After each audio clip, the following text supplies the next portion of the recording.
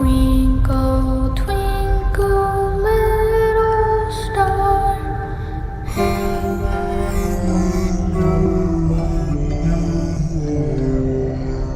He's alive!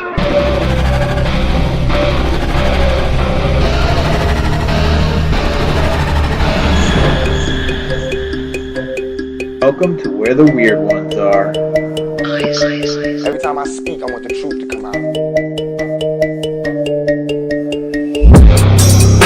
Powerful figures in Hollywood as well as powerful politicians who are in fact not human. They're reptiles or they're lizards or perhaps extraterrestrials.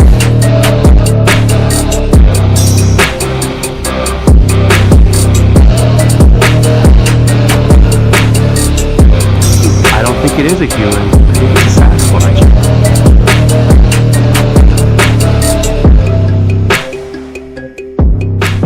Go ahead and run. Run home and cry to mama.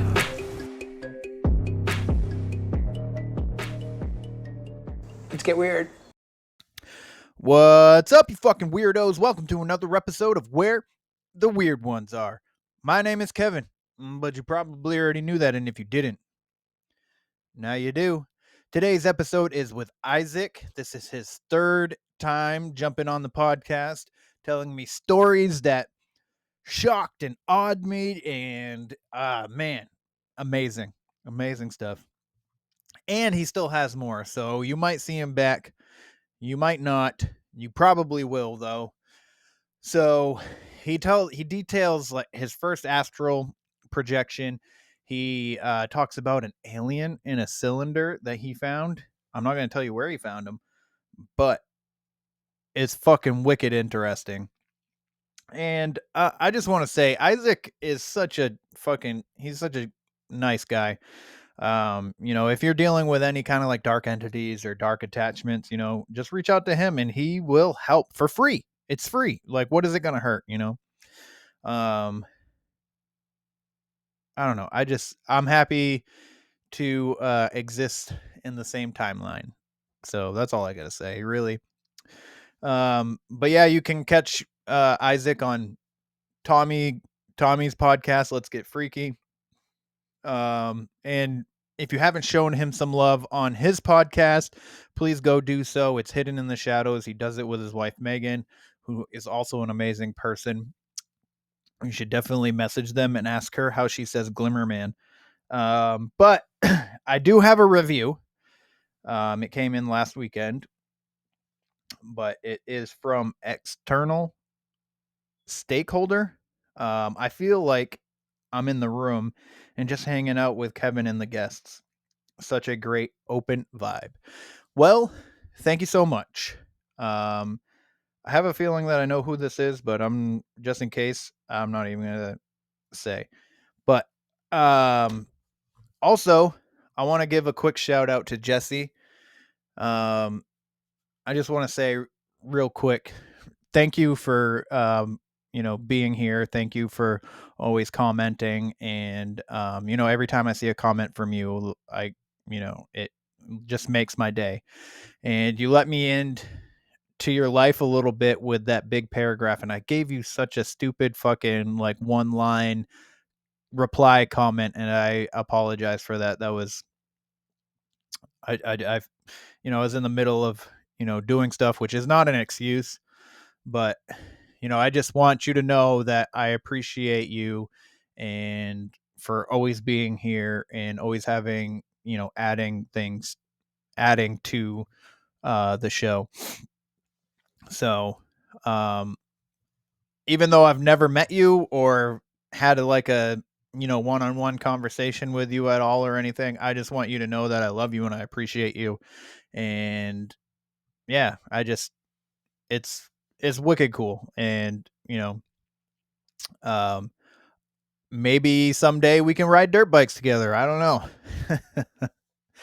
But anyways, so Encounter Quest is coming up this weekend.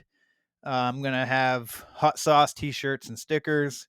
Me and my son are going to be hanging out. My good friends Oren and Jenny are going to be there. Oren is the co-host over at Bizarre Encounters, so go check that podcast out. if you haven't already. Yeah, so if you're in the Hamlet, North Carolina area, please come on down. I'd love to see you, love to chat with you, hang out, and, do some hood rat things with my hood rat friends, I don't know. Maybe we can get into some shit. Who knows? If you want to hear the speaker speak, that is going to cost you a couple pennies. To get tickets, go to encounterquest.com and you can get your tickets. And the vendor floor is open to anyone, so that's free. So there's going to be a shit ton of amazing vendors there. So please come on down and check everybody out. Michael Thompson's going to be there. There's a lot of people. I'm excited to. I'm excited. Anytime I can get away from my house, away from this area, and just like chill out with like no expectations and no it's a good time. And I get to see people that I like and that I enjoy being around. So, anywho,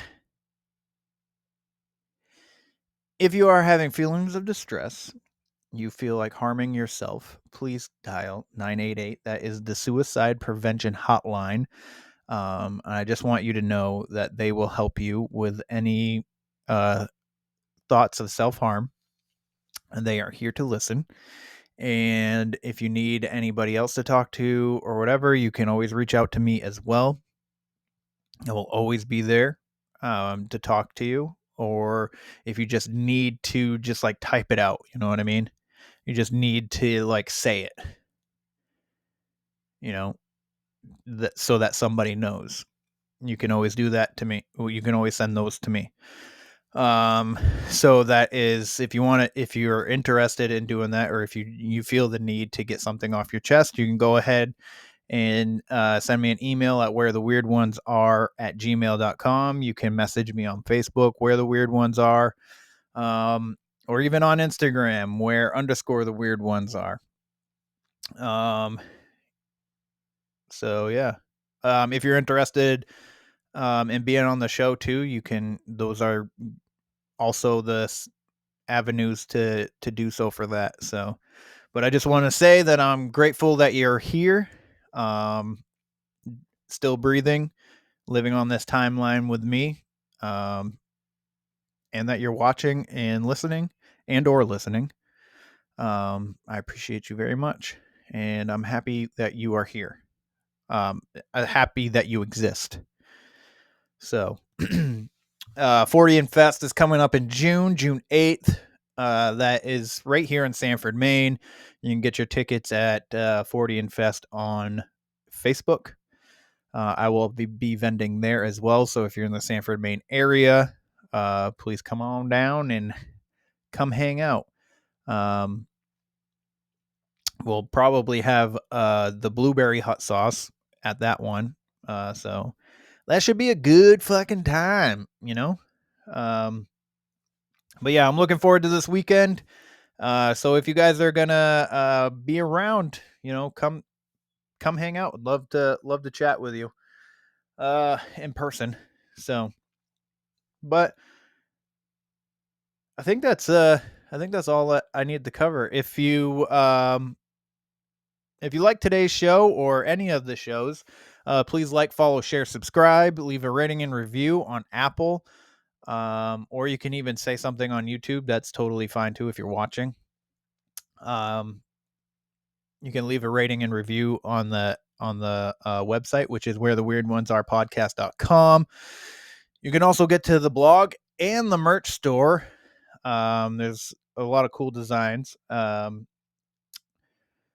What else, man? I think that's all. patreon.com/weirdos only if you're interested in catching the Conspiracy Tuesdays and story times, and if you want a free mug that has my logo on it. I'm just happy to be alive, and I'm happy that you are too. That's all I gotta say. So I hope you guys enjoyed today's episode with Isaac, and you know what? Let's get into it. Let's go! They're coming to get you, Barbara.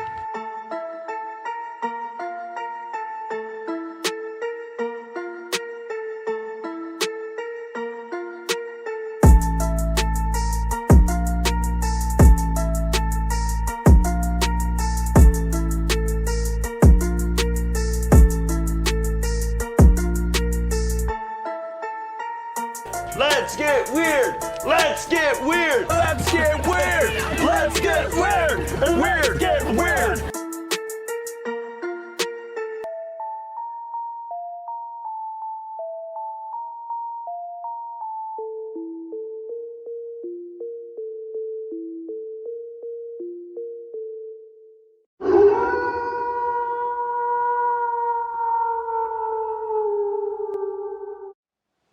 What's up, party people? Welcome back to another episode. I'm so happy to have you here, and I'm so happy to introduce Isaac for the third time to all of you and to the new people who are just joining and haven't heard Isaac's two appearances prior to this one. You should definitely go check them out, especially episode 50, because then you'll be really understand what he can do and what he's capable of.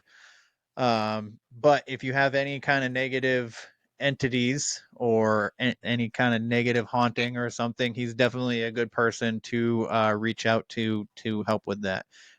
No charge. He's just happy to help. So Isaac, for the people that don't know, if you don't mind, well, actually, first I'm gonna ask you, how are you? How's it going? Like, let everybody know how you're doing. Doing good. Yeah, got a lot of stuff going on. We had our first ever live podcast with my podcast, Hidden the Shadows podcast, on Valentine's Day. Actually, we did it Nice. from a local pizza place slash restaurant slash arcade slash live event place. Um, no, the owner, whoever puts together the, I guess, acts and stuff like that, they asked us to, do it. I guess they were fans. They asked us to do a live podcast, which we did. We had 12 people come to see us, and then a couple floaters come in and out just to, we're talking about ghosts. Yeah, they walk over and stuff like that. Sold some stickers. We were planning to have shirts, but it didn't get enough time. So, Yeah. but Megan's able to make some stickers and stuff like that, so we were able to sell some of those. But yeah, funny enough, I'm actually healing from a slight torn tricep. Oh no. I don't know if you can kind of see the damage. It's still on my arm from here to here. Now, Oh yeah, it's a little bruisey looking. this is a lot better than it did. Uh-huh. It's been 2 weeks now since because it happened the night before the show, so February 13th when this happened, Oh. and we were investigating Camp Lejeune. And I encourage anyone, whoever does podcasting, even including yourself, to look into the hauntings on Camp Lejeune, because there is a butt ton. And there's a lot of dark history and a lot of dark things that happened on Camp Lejeune, even from the 1700s, before it was even a military base, until this day on. But we were investigating the barracks on the New River Air Station area, and because there was reports of a body that was found in the woods back there. And Oh shit. so we went back there. The woods were kind of dense in the area where it was, but there was this little kind of like a drainage ditch area where all this, like, I don't know, good softball sized, like, rocks that were kind of put on the sides, I guess, for decoration or for keeping it that way. But we were making our way down, and now this pathway isn't very steep at all. It's if it wasn't rocks, you could run up it and slide down it no problem without ever worrying about tripping or falling. But it was rocks, so you kind of had to make your way. But even with that, it wasn't even that steep or even that dangerous. And the only thing that stopped me in my path was this long vine thing that had all these thorns that were the sharpest I've ever experienced. And it was catching on my jacket, and I was so worried about it tearing my jacket. So I like this jacket. But the guy who was with us, the Marine that actually helped us get on base, he went fine. I guess he ducked around it real quick, or he said he actually got him and said, "Watch out for that vine." And I was like, trying to work my way around it. Now I could get around it, but it looks like I would have to step into the water for a bit and maybe get my boot wet as I'm stepping into it. And I was worried. I saw a rock that looked like it was about the size of my foot that I could step on to make my way around. So I thought, well, this rock slides from under me, my foot's going to go into the water. Whatever, let's see if it works. So I stepped on it, and yes, it rolled, and my foot was about to go in the water. But I fell forward, and I was trying to catch myself as I was falling forward, and I landed on my knees in the rocks, and then I caught myself on a small little tree branch, and basically with my arms, to basically stop myself from falling forward. That motion of grabbing myself and stopping myself from basically face planting into the tree tore my lightly tore my tricep, and I was done for the night. And we were only investigating for about 30 minutes when that happened. And so the rest of the night we had to call it quits because my knees were hurting because I landed on rocks, and then my tricep, they put ice on it.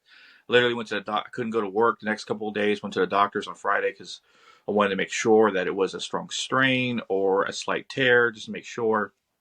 Had all the work done. She says it's either a strong sprain or strong strained or a light tear. The fact that you have full motion of your arm, and you can do this stuff, you can do that, and your pain's minor, says you're probably fine enough to heal on its own.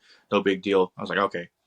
And then that purple bruising happened the next day. But I kept thinking back to that time when I fell. Like, it did not make any sense that I fell forward. And then I was trying to remember and focus on the moment I fell. And then I remembered something. And I totally forgot about it because I was in pain the entire time. I was pushed. Something pushed me. Which is, if you know anything about me and what I can do, is extremely unheard of because nothing ever gets that close to even touch me.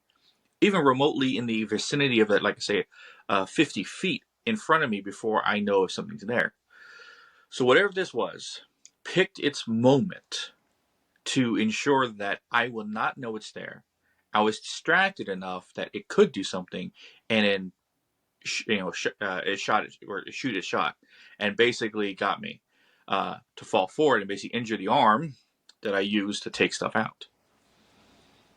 Wow, so, that's when we go back to the base, go back to that area. I am going there with vengeance for this thing that decided to try and injure me, because that was the first ever time I got touched by anything in almost 3 years. Wow. But other than that, I'm doing good. Yeah. Other than that, that's wild, man. Especially since that, with what you can do, and your wife too, like being working. Was she with you? I assume she was. Yes, and she was also distracted, but she was getting messages about not going down there to stay up with the Marine that was with us, his wife, who was with us as well, to stay up on the sidewalk area and let us walk down there. Like I said, whatever this was very skilled and tricky and picked its precise moment to do anything. And like kind of almost like it opened a small little door between our world and its, pushed its hand through, pushed, and kind of jumped right back in real quick before we could find anything out. Because it was like, I didn't feel anything happening. The thing, I was worried about the water or tearing my jacket, so I wasn't even focused on anything else other than that. And it happened so fast. So, but no, like Tony Stark, I do not make the same mistake twice. So, Good. We figured out a way to have Megan kind of project a portable shield around individuals instead of versus the entire area. So that's a good idea. Protect it next time we go out. Yeah. Well, I'm definitely gonna be. I definitely look into Camp Lejeune. Is that how you say it? How do you spell it? Lejeune. Lejeune. Yeah, Lejeune. Okay. All right. Yeah, it's been there since after around 42, I think. Because it needed a place to train Marines for World War II and stuff like that. But then it just came out the typical Marine base that Marines stay and train certain fields or house during certain times, along with the one in LA and in other parts of the United States. But Camp Lejeune is one of the oldest, and it's also recognized as Yeah, top marine bases, but a lot of dark stuff, a lot of dark history, a lot of death. Yeah, that sucks. Yeah. Death is inevitable and inevitable. What the fuck word is that? Death is inevitable. But it still sucks to deal with, especially when it's not natural. Like murder. You drinking kombucha? I am. It's health aid kombucha, lemon and ginger. I All always right. think that people think that I'm drinking alcohol because it's in a brown bottle, brown glass bottle. No, the shape of that bottle is I recognize as kombucha. I never drank it myself, just because I heard every bad thing you can say about it. So Oh, of course. Of course. I've heard those things too. But I know it's a healthy bacteria for your gut. But real quick though, if you don't mind, letting the people that might be new to you, um, uh, just let them know what it is, a little like a brief story of what you can do, and then like where they can find you and stuff like that. in the year 2020, September of 2020, I gained, or it was awoken in me, the ability to feel the energy of the other side. And I mean other side, I'm talking the ether in dimensions above. Uh, so my ability works with my hands versus, say, someone who is psychically inclined can know the energies around them. I feel it all with my hands. Right hand, when I feel energy in it, is something dark and evil. Left hand, when I feel energy in it, is something positive and light. Person, something on the light side of the spectrum. And I've been in using that ability, I can pull said energy in, and I've learned through practice to pull the right hand energy, dark energy, in, and then learned how to actually, well, idea came to mind, but focus the energy and push it into an object, not just any object. King Solomon replica ring, steel and silver, nothing special. And I've been using this ring for the last 3 years as sort of a prison for everything I've taken. Not such a haunted object, but a prison for everything that I've taken. I talked about in the first episode we did our interview thing. Yep. But yeah, I've earned 6 names since then. The prevalent one is the Shadow Walker. That was the first one ever given to me. And I've collected 5 others since that time. Possibly a seventh that is kind of been fishing around, but I don't know. Um, but no, I've been doing that, and I've had 31 home cases since then. I've done in a 3 year period of time, and imprisoned, at last report, 83 confirmed demons. Wow. I think last time we talked, there was at 77. Yeah, I'm up a whole lot Yes. more since then. Yes. Yeah. I was Yeah. gonna say it was in the 70s for sure. Yeah, now it's 83 at last report. Um, but yeah, I have a podcast what I do with my wife, called Hidden in the Shadows podcast. New episodes we try to put out every week. Um, we also talk about our everything you can think of paranormal wise, dabble in the cryptids, dabble in conspiracies, but majority of our vocal points is paranormal and paranormal based.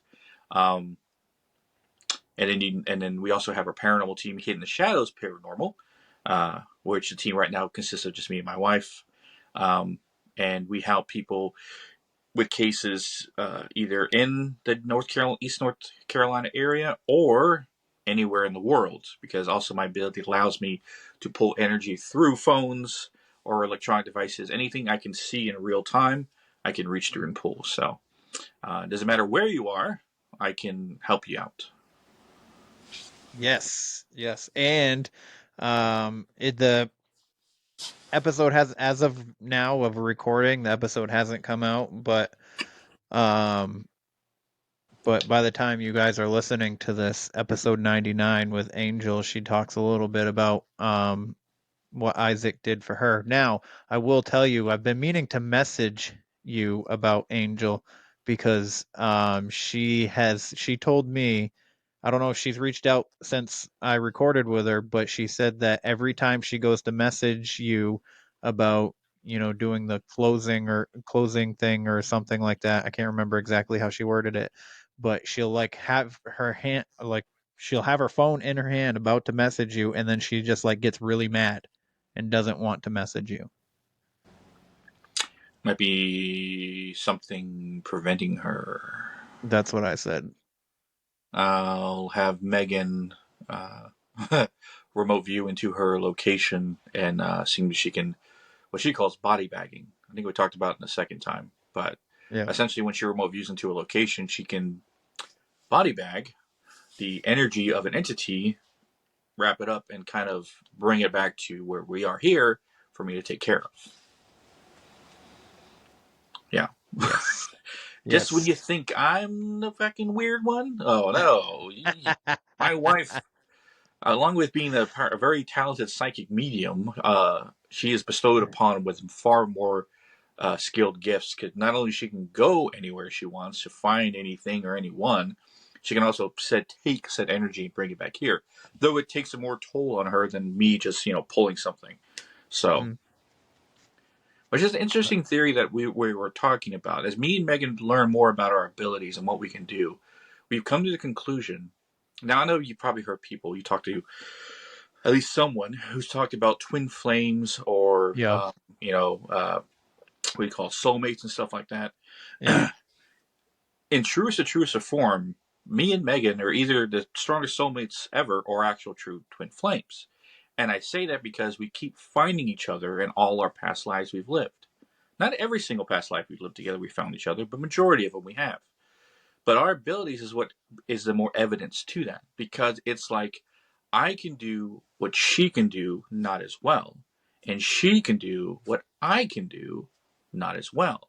We're kind of mirrors of each other and opposites at the same time. Since I'm grounded here, and since my ability has to physically connect, she's my opposite in a sense where she can go anywhere and then connect to anyone around, stuff like that. Plus, my ability to pull and imprison, she can body bag and bring back at the same time. Now, could she probably remote view into the ring and drop off whoever she body bagged? Yeah, but she doesn't really want to go into the ring and even hear one thing that's going on in there. And I don't blame her. It's a crowded prison of some of the world's most dangerous entities out there. Yeah. But Yeah. I wouldn't want to go in there either. I don't blame her. yeah, but yeah, we come to figure out that it's almost like we are complete opposites, but also we complete each other because what I can't do successfully, she can do, and what she Mhm. can't do successfully, I can do. So That's together, good. most dangerous duo when it comes to taking in dark entities. Yeah. That should be a movie.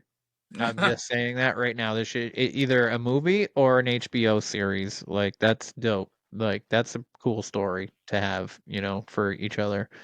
Oh shit! If I Um, could visualize or create somehow like so people can see what I see when I pull stuff, yeah, yeah, everyone will be staring like, "Holy crap, that's what you yeah. see!" Like, yeah, maybe I can get the AI generated art to do it for me. I doubt it. I doubt it.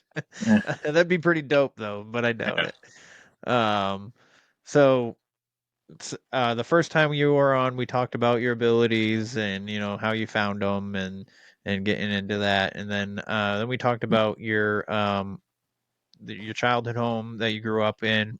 And then we talked about gnomes, which is what I named the episode after. Not because it was prevalent, just because I thought it was funny. Yeah. Um, but and we talked about so many different stories. I was like, what should I name it? And then I was just like, oh, gnome plays like home.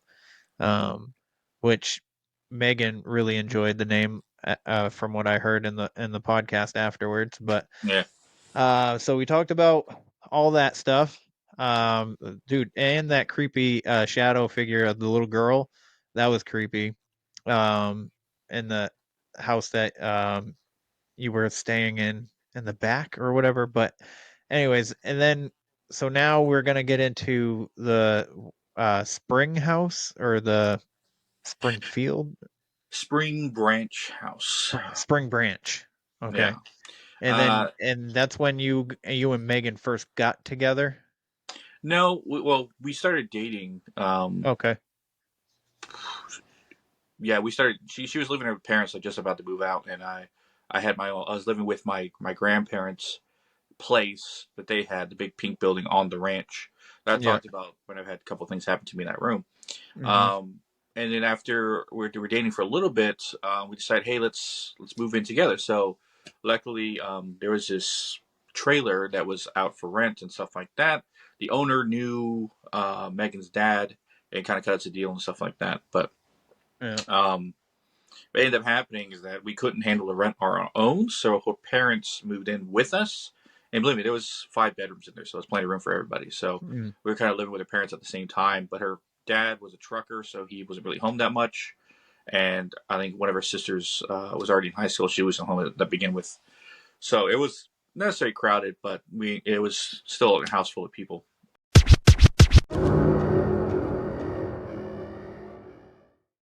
Welcome to the Dead Podcast. I'm your host, Desi, and on this podcast, I discuss all things spooky and weird, from ghosts, demons, religion, to folklore, urban legends, true crime, and all things paranormal, with some horror movie reviews sprinkled in.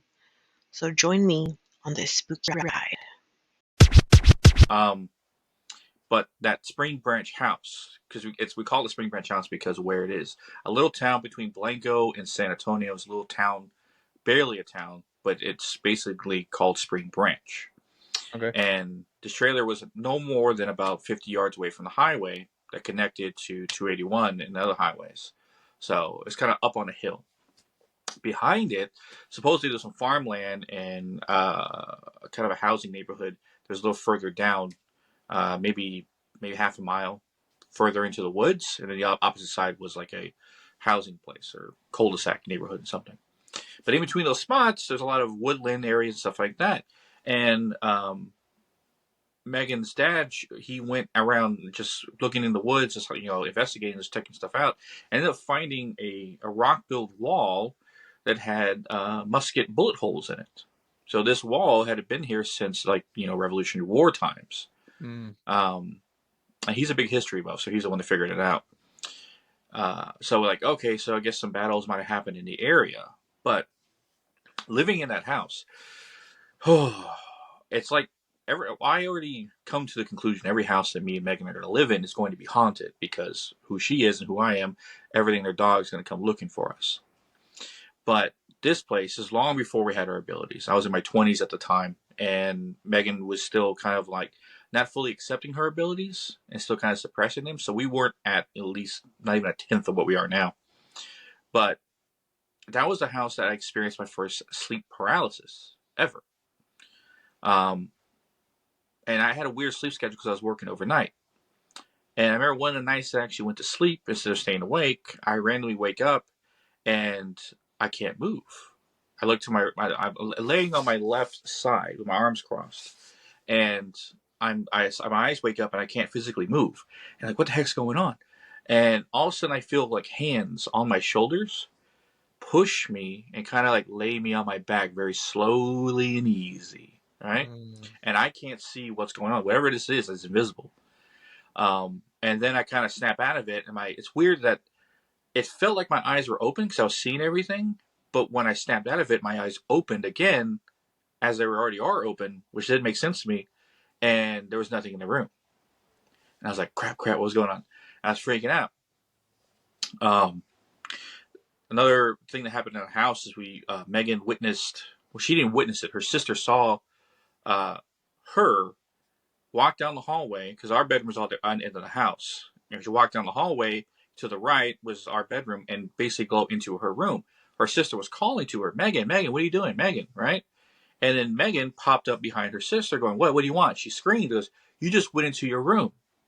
I was like, "No, I'm right here. I've been here the entire time." She said, "No, I just saw you go into your room." So we had a doppelganger there as well. Oh my God, doppelgangers, man. Yeah. They creep me out. I I have remember, yet to see one, but my sister saw one of me when we were kids. But I think I remember you talking about that. There's another podcast that you were on that I was listening to that you talked about that. Yeah. yeah, probably. I've talked about it on a few other ones, and my sister told the story on Tommy's podcast too. So which actually I got to get my sister on for an episode here soon too. Now that she's um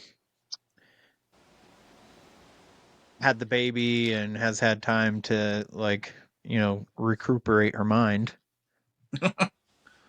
So, but yeah, that kid's freaking that kid my nephew, man, he's gorgeous. He's a beautiful kid, beautiful baby boy.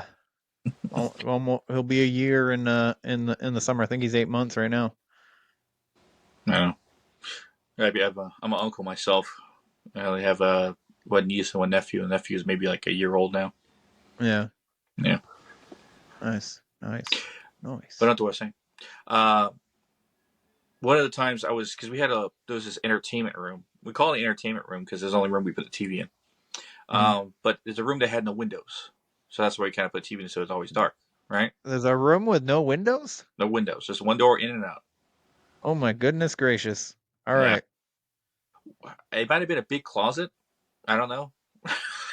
But it was strange. It was the only room with no windows. It could have been like a small bedroom, but we put the TV in there and a couple of couches, and it's kind of called the entertainment room, which worked well because when you turn the lights off, it's like in your theater because you had no outside light. So yeah, that's pretty cool.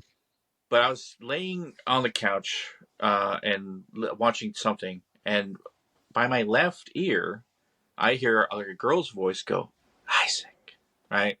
And I turn around and I look because I think maybe it's one of her sisters like snuck in there somehow because there's only one way to get in. I'm looking at that door, my peripheral vision. And I look up, I look around, I didn't see anything. I was like, oh, son of a... And it's strange. When I heard it, it was like cold energy hit me as she said it, right? That made me jump up and look around, and I didn't see anything. I was like, God dang it.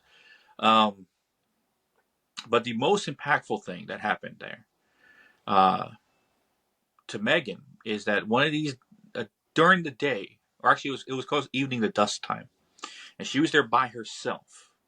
Her mom and her sisters went shopping. Her dad, of course, was working. And I had just left to go my night shift job at a grocery store. And so she was home by herself. And all of a sudden she starts hearing like walking and like people talking on the outside of the trailer. Right? And she's looking through the window. She can't see anything because it's too dark. It sounded like there's a bunch of people out there.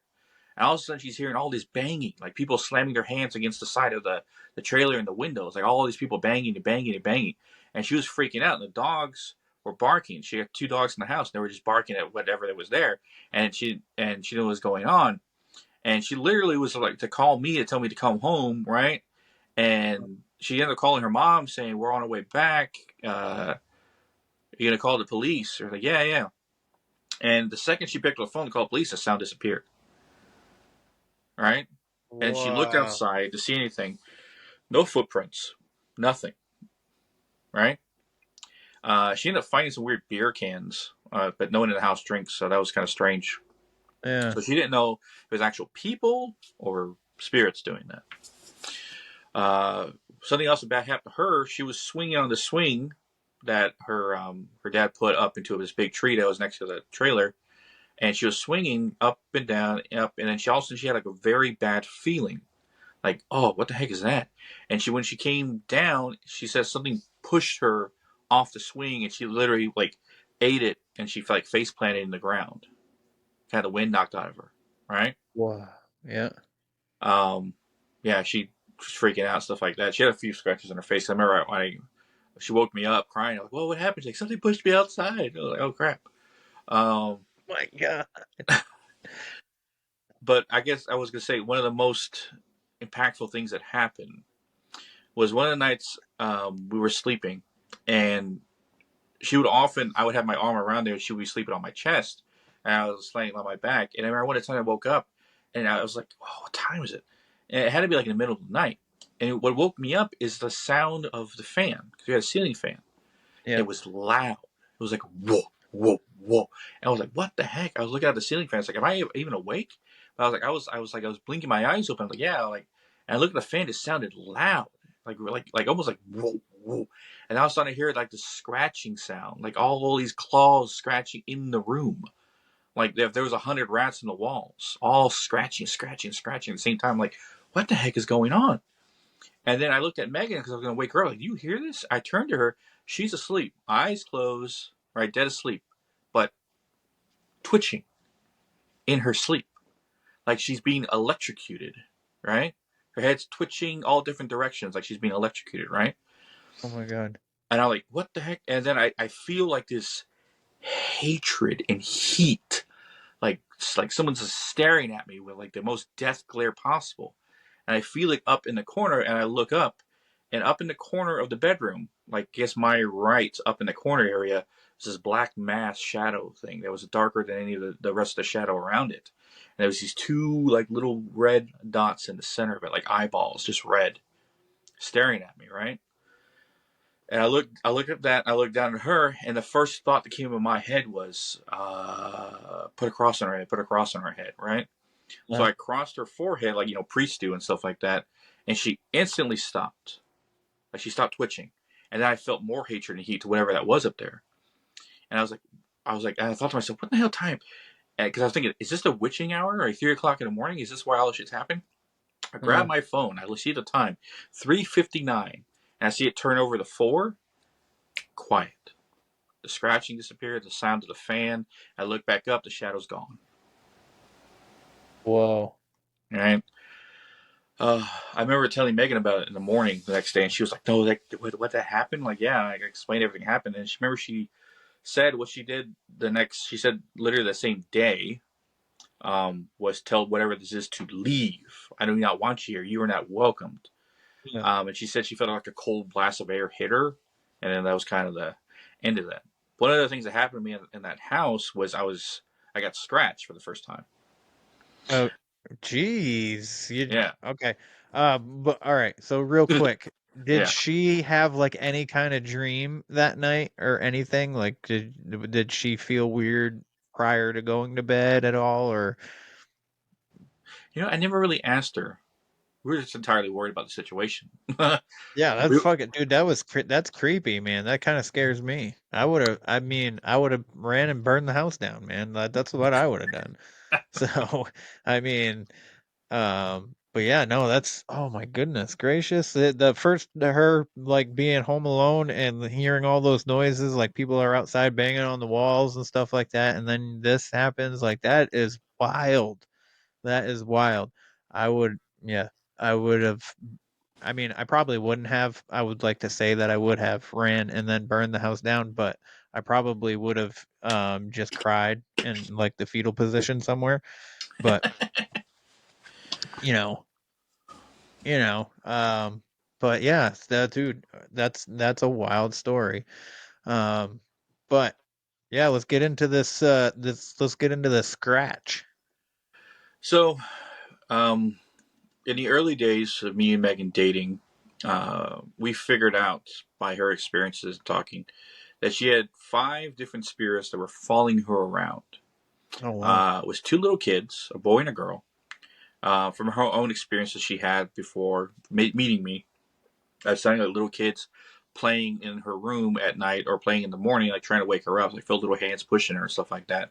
Mm. A teenage girl, maybe around 14, 15, from the colonial times, based on her nightgown.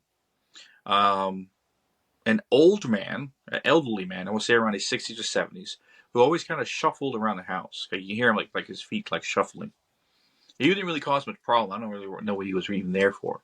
But the real asshole was a guy that I want to say in his late 30s, early 40s, man who had a problem with me. Big problem with me. Of course. He's the one I called out one day. I told him he was a piece of shit. He needs to leave. Right? You can't keep bothering around. You can't keep doing this stuff. And I ended up finding on my back 2 different patterns of 4 claw, like someone scratching with 4 fingers, like scratched my back on 2 different sides of my back. Right? And Megan was like, I didn't do this. She bites her nails, so she can never scratch my back. But we figured out, small research in 2009, that 4 scratch marks means person, 3 is demonic. So if you ever have 3, that's a demon. 4 is a person. So because Yeah, 4 like fingers is a hand. Yeah. yeah, the mark of the beast is the 3 3 scratch marks, just like and the Monster Energy drinks. That weird ass conspiracy. um, but even to this day, all those spirits that followed her are gone. Either they moved on or whatever reason. We never really found out how or when they disappeared. Just kind of just did. Wow. So But you called this guy out and like told him to stop fucking around, that he can't keep doing this. He scratches you, and then um and then they just do you like do something after the scratching? Like do you do some kind of like banishment kind of thing, like a prayer or whatever, or like what'd you guys do with that? no, we didn't really do anything. And he kind of peaked in every now and then. For the activity, kind of peaked and it went down, peaked and Okay, went gotcha. down. It wasn't only after till we moved here in this house that we live in currently that he ran to the hills in a sense. Well, I mean, your power, like the things that you can do, No. got This is better, right? this was before Right. the first. Do I have any more stories about that house? Nothing impactful. We kind of moved from Texas and moved here into Jacksonville, North Carolina. I'm trying to think of anything major. Not really major. Yeah. Um, I mean, there's a little like here things like her mirror. Someone was banging behind the mirror in her closet door one time when she was doing her makeup. Um, just like minor haunting stuff. Right. Uh, Right. and then when we moved here from Texas to here in North Carolina, the house that we're currently in right now, which Mm-hmm. is her grandmother's house. The whole reason we moved here is because her grandmother offered for us to live with her free of rent until we got our feet on the ground because being newlyweds and all that stuff. Right. So, of course, took a chance on that. And now we kind of stayed because every single time we tried to leave, something prevented us. Either we didn't have enough money or had to change jobs, or the housing market just went too far up that we can't afford houses. So, yeah, we're stuck here for now. But she's in her 80s, so now we're kind of like taking care of her. Yeah. But we lived here, and then of course the hauntings didn't stop, and they never have, and never will. The first time I ever astral projected was in the Spring Branch house, and I did it Right. by accident. I didn't plan on doing it. And the second time was an accident by not so much an accident as an act of anger. When I astral projected here in this house, actually this room, sleeping on this bed over here to my right, and I always sleep on my side, so I was sleeping on my right side like this, and I wake up and it's like early morning. The sun's kind of shining through a little bit, illuminating this room, and I feel like someone had their hand in my chest, trying to pull my soul out of me or trying to crush my heart, right? And I was so furious and angry that I couldn't move and do anything to stop this from happening. And all that rage literally pushed me out of my body, to which I was standing on the opposite side of the bed, staring at this entity that was in the shape of a man that had a look on his face like, like, holy crap, he jumped out of his body, right? And the spirit ran around the bed and tried to run out the door that's right behind me and leave, to which I ran up to him and I grabbed him by his throat, picked him up with one hand, and I had both my hands around his throat and I was squeezing him. Like I was choking the life out of him. And I could feel hands on my forearms, like trying to like knock my hands loose. And then I said, I got him. But I didn't say it. My body did. I could hear over, like, if I Ventriloquist act, I hear my body say, I got him in my sleep. And when I said that, it disappeared from my grip. It basically just faded away. And I felt myself falling like sideways. And I woke up in my body. The thing is, though, the daylight, the time, everything in the room was exactly the same when I woke up. Yeah, dude. Holy. That's wild. That's especially for your first time, man. Like, holy cow. Like, I've never astral projected, and I would like to. And I know that there's ways to learn how to and stuff like that.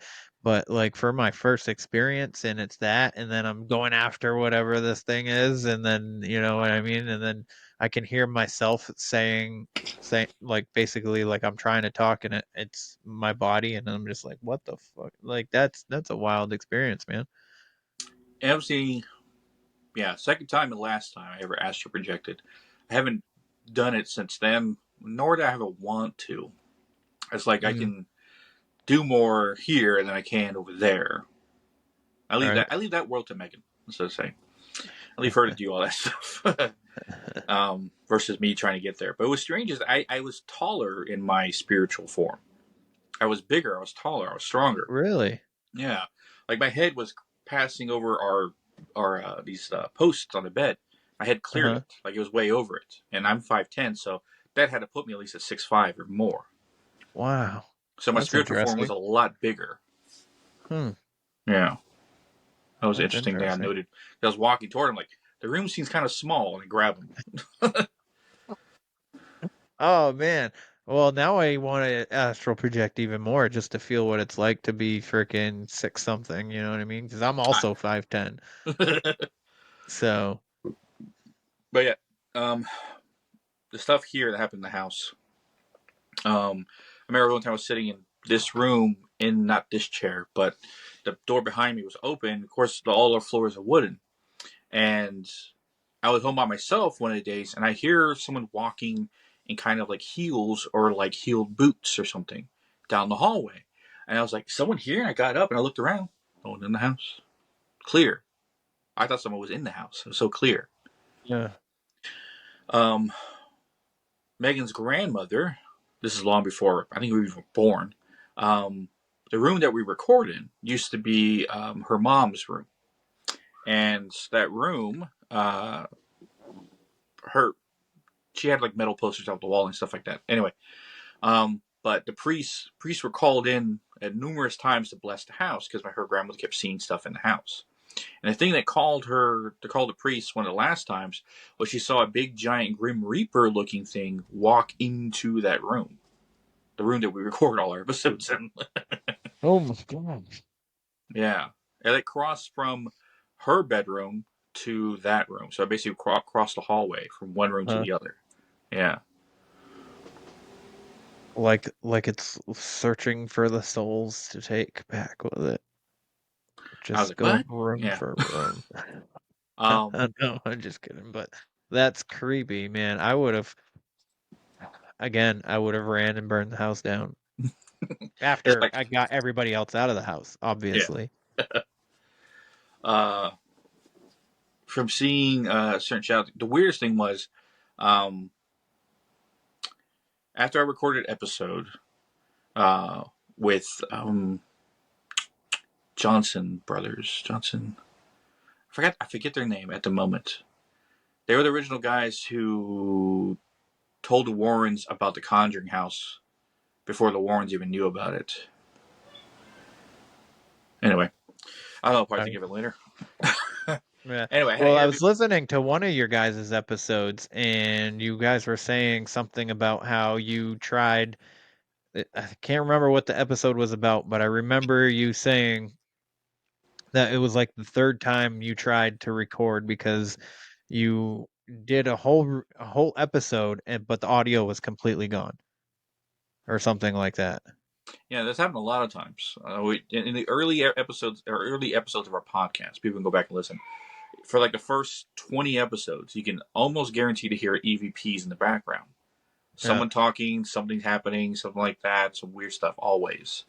Um, it almost became a stick for with us. Like people were like, "What's a new EVP? I got to listen to hear EVPs in there."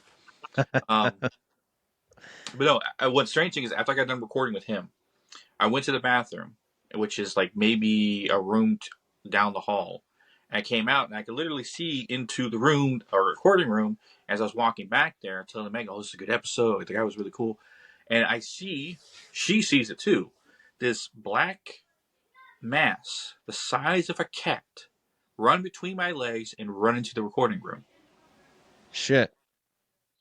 And I didn't feel it rub against my legs or anything like that. I didn't feel temperature or anything. I just saw it. And it was strange. I say it was the size of a cat, but it wasn't like the shape of one, right? It Right. was long, it Right. was round, it almost looked like weird like manta black color, right? Like very black, almost like a matte black color shadow figure. Move like a cat with no tail, no head, no nothing like that. It's a black mass. Move into the recording room. And I was like, what the heck? She saw that too. Like, whoa, there's a cat running here? Like, no. And we were looking in the room. There was no animal or anything. But that's what we saw. And the lights were on too. So it wasn't like it was running in shadows. Yeah. Oh my God. That's weird too.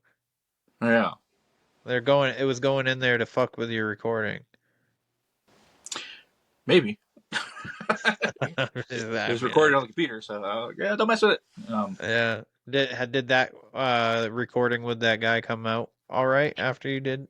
Oh yeah, it was fine. I think we had some Okay. EVPs on it, but this is like after it was already done, which we thought that was strange. It was like, why is this even here? And didn't figure it out. But one of the things that happened that kind of set me on my path of vengeance against dark entities, demons especially, and what kind of bestowed the amount of hatred I have for them. When my son was 3 months old. Oh boy.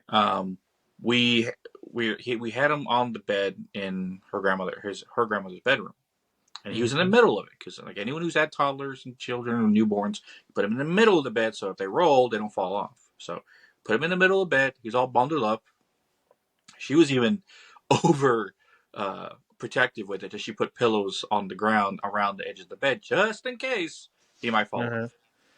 And we were trying to put him to sleep, and we laid him there, and he was just laying there by himself. And we stepped out in the hallway because we were talking about something. I can't remember what. I think it was a case or possibly joined a paranormal team or something or the other. But we left him in there for like maybe 30 seconds, I would say. And we're standing in the hallway, and her back is to the room, and I'm standing a little further down so I can't see into the room. And we hear a thump, right? Like a thud. We run in there, and he's now on the floor, face down on the pillow, crying because he fell off the bed. Which didn't make any sense of how he did that. Megan's freaking out. She's crying. She thought he might have been injured or something like that. He's fine. There was no problem. He lay on the pillow, so he just basically fell because he was scared. We kept thinking about what happened. And we noticed on the bed, pristine, it looked like the imprint in the bed, if you follow the track pattern, that he was pulled from one end to the other off the bed in a perfect line. Not rolled, pulled. One direct line from the bed. Like you can follow it like footprints in dirt. So something dragged him off the bed to injure him. The only one thing in the world could even have the power to do that are demonic entities. And the only ones that would want to do that is to us. And hence what created my forever hatred, because something can do that to a 3-month-old baby that has done nothing other than exist. It shows their lack of empathy for anything or anyone, and their extreme distaste extreme hatred that I have for them. And this is why it set me on my path and almost forcibly made me want to have my ability.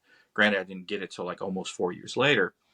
But I was so adamant about protecting the house with any forms of protection that I can. But when I gained my ability, that was the end of it.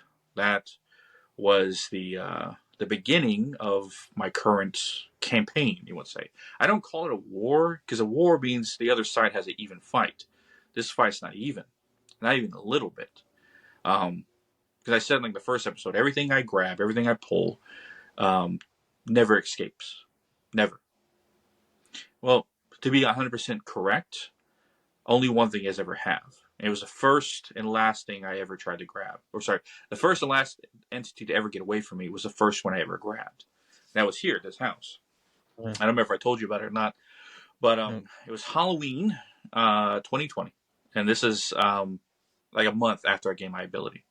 And we weren't trick-or-treating because of COVID and all that. So I was just barbecuing out at night, and my son was out there with me. And he was just out because he wanted to be out there with me. I was outside. He wanted to be outside. And there's only one back light right? The shining, kind of illuminating just the area where where I had the grill, and the rest of the backyard was kind of dark. You can't really see into it.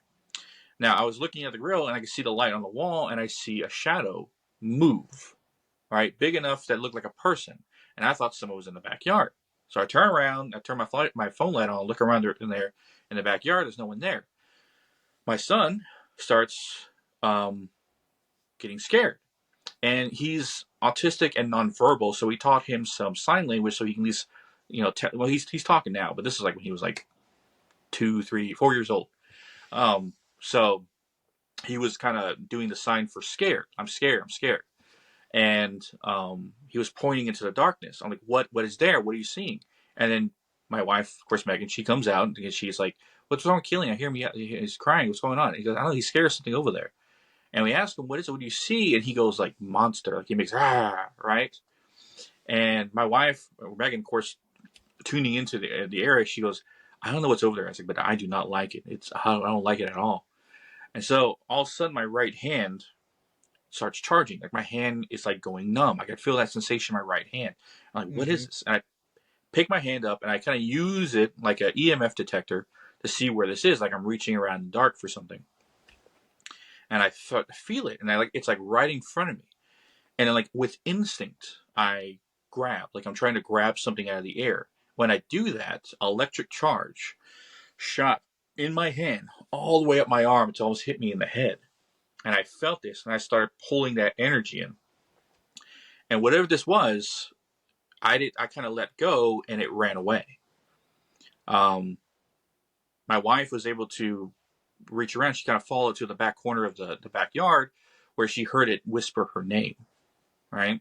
But she said it didn't sound like a man. It sounded like a man was spending years smoking, a very gravelly, distorted voice, like Megan, right? Yeah. And then from that point on, that thing never came back, and never really dealt with much stuff. But through practice and getting stronger and going on investigations around here, I was able to get my ability to where it is now, where nothing escapes, nothing. And I was able to pull enough energy off that thing, and it still had enough energy to whisper her name in our, of course, third dimensional plane. But no, that was the first and last time anything's ever gotten away from me. And that was here. So, but with my ability to get into where it is, and then Megan getting strong enough where she is, she was able to put a shield around this house to protect us from any intrusion. There you go. And she can actually hear them bang on the shield, like, one way, glass. She can hear them bang, bang. It sounded like someone banging on like a window, like a very thick glassed window, right? Yeah. And they can't get in. Now I can pull them through the shield, which is like, if you ever watch Infinity War, the scene in Wakanda where the Ravengers are kind of ripping themselves through the Wakandan shield, kind of pulling off their skin to do so. That's what it looks like. When I'm pulling an entity through the shield, it's literally tearing off pieces of their flesh as I'm pulling it through it. Wow. We're just gonna go for. Oh, we don't know. Don't know if I'm gonna need. Do I need a thumbnail for this one? I don't know. Are we ready? If you love all things dark history and paranormal, you're in the right place. Hi, What was that? Do you hear that? I'm trying to record the introduction for my brand new YouTube channel, and there are noises coming from behind me, which there shouldn't be. Like, I'm completely home alone right now. It's a B&M chair. Cheap LEDs. It's just cardboard boxes. It's a puppy! Hi! And there's also a cat. There are no ghosts. I made it all up. I know, I got you with my good acting. Yeah, no, that's not what we're doing here. Because be real with me, have you ever found yourself 4 hours into a binge of a ghost hunting show with the shaking night vision camera footage and the wide-eyed ghost hunters screaming at their own shadows thinking, there is absolutely no way this is real? Yeah, me too.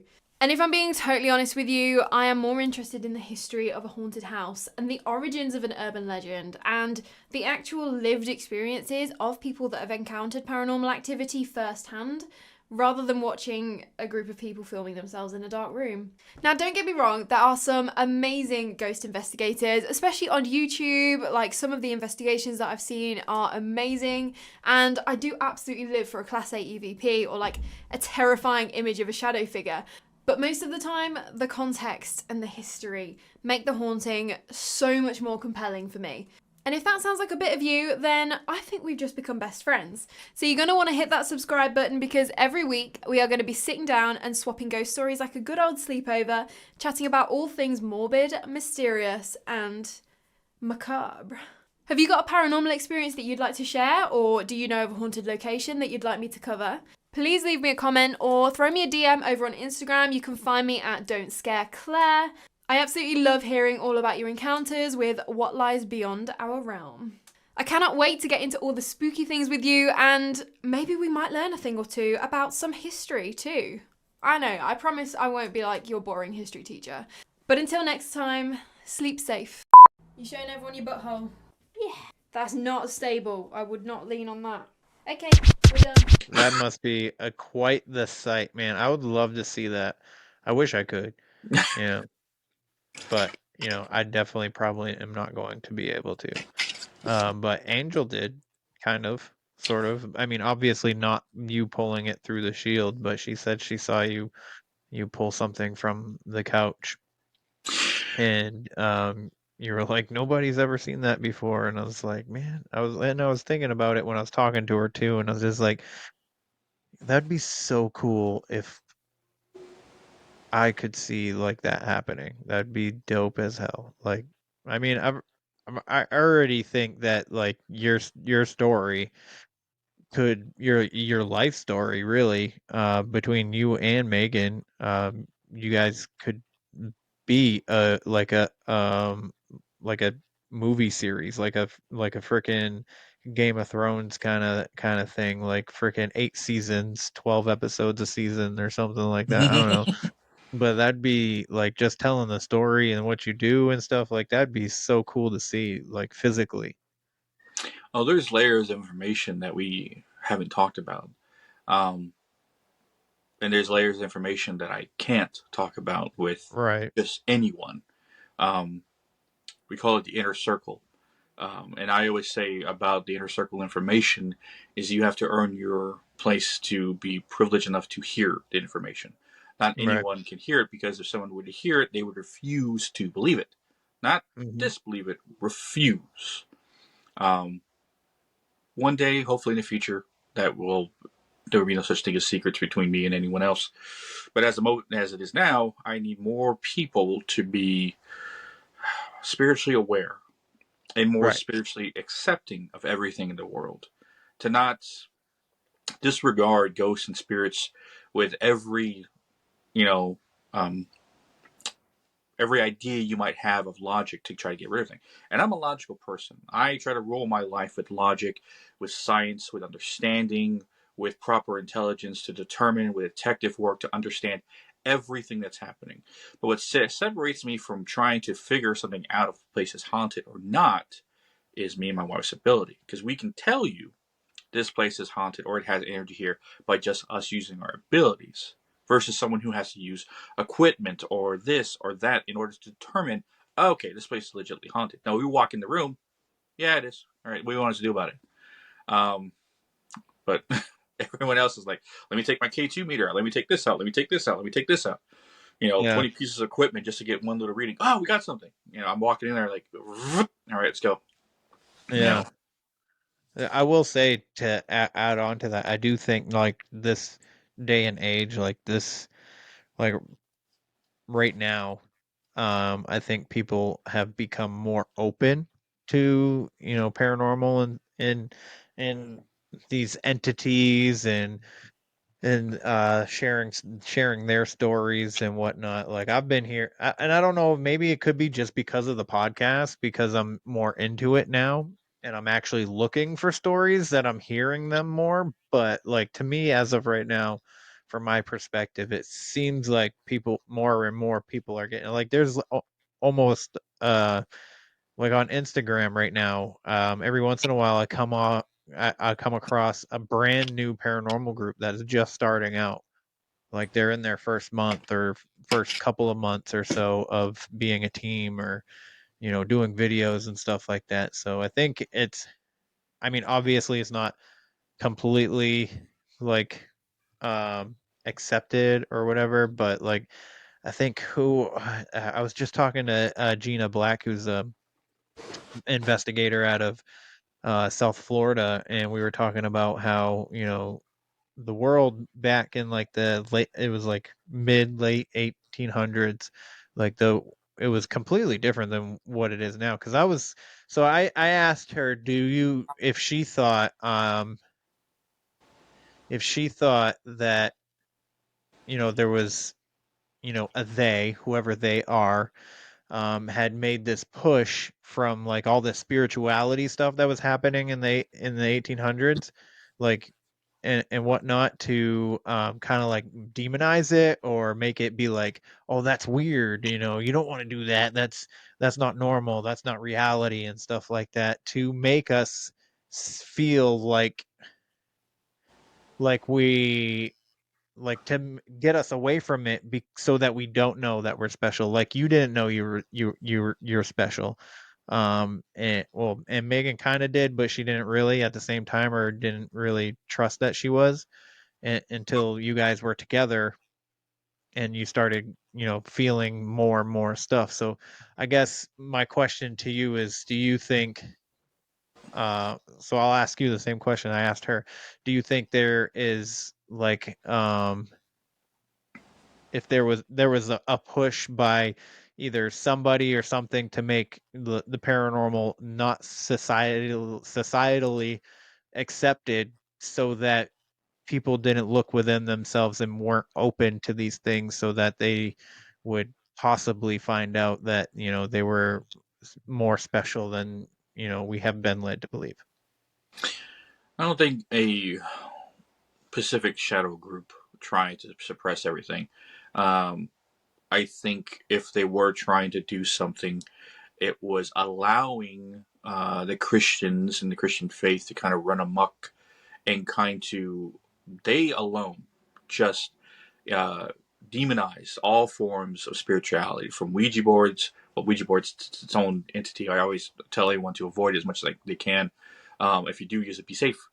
But from demonizing crystals, from demonizing tarot readings, from demonizing, they're still doing it today, mind you, and demonizing every form of spirituality that's not their perspective.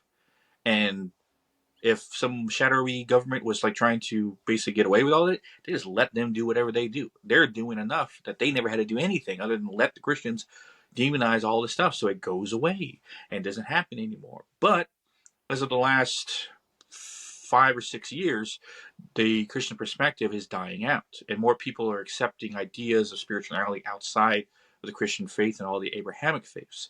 They're looking into paganism. They're looking into the Nordic gods. They're looking into the Greek gods, the Hindu gods, the Egyptian gods. They're going all back and other things. They're looking into forms of actual herbal, of not say witchcraft, but herbal essence of learning that, hey, you can heal yourself with this plant and stuff like this. Holy crap! And these lessons and things were taught by, of course, other faiths of the world that were doing this for years. Like, yeah, I asked like Buddhists and stuff like that with their teas and stuff like that. They can do immense kind of healing with just sound. All this knowledge suppressed because one faith said, I'm right, all of you are wrong. But that faith is losing its power and its grip on that hold, and everyone else in the world is going, there's more shit over here that we didn't know about, and now we're mad that you kind of hid it from us. Now we're looking into it. And I think TikTok, for spreading information amongst everyone sharing their own perspectives, their own ideas, Yeah. their own experiences, and people are like, oh, I'm not alone.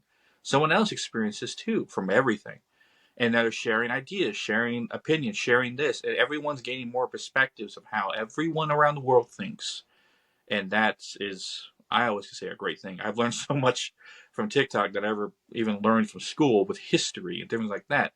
So, um, if they try to, they are losing their ability to suppress it now.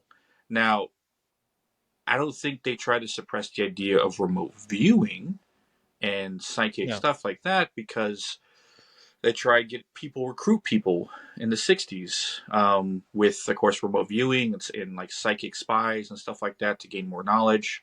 But I don't know if they're doing it today or they're not saying they're doing it today. However you want to take that.